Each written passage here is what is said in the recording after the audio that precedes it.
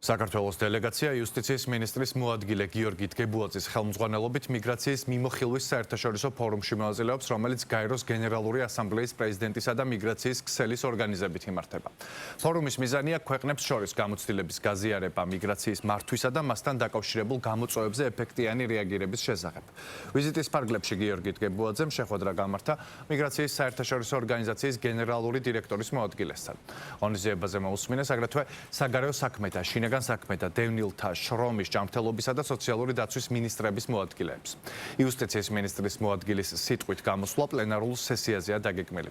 გიორგი დგებუაძე ღონისძიების მონაწილეებს მიგრაციის მართვის ქართულ მოდელს გააცნობს. კოორდინაციის მნიშვნელობაზე და გაეროს მდგრადი განვითარების პრინციპების დაცვაზე.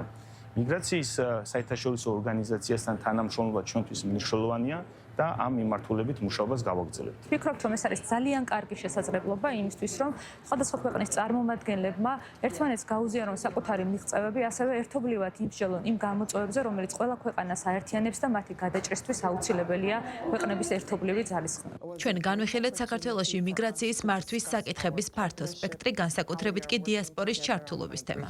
რა თქმა უნდა, ძალიან გვიხარია, რომ საქართველო იღებს ლიდერობას დიასპორის მომავალი სამიტის ორგანიზებაში, რომელიც სექტემბერში თბილისში გაიმართება. ჩვენ მოუთმენლად ველით მთავრობასთან თანამშრომლობას, რათა ეს ღონისძიება წარმატებულად ჩატარდეს. დიასპორა ჩვენი ორგანიზაციისთვის უმნიშვნელოვანესი სეგმენტია, რადგან მას გადამწყვეტი როლი აკისრია ქვეყნების განვითარებაში. შესაბამისად, გსურს, რომ დიასპორის სამიტი წარმატებით ჩატარდეს.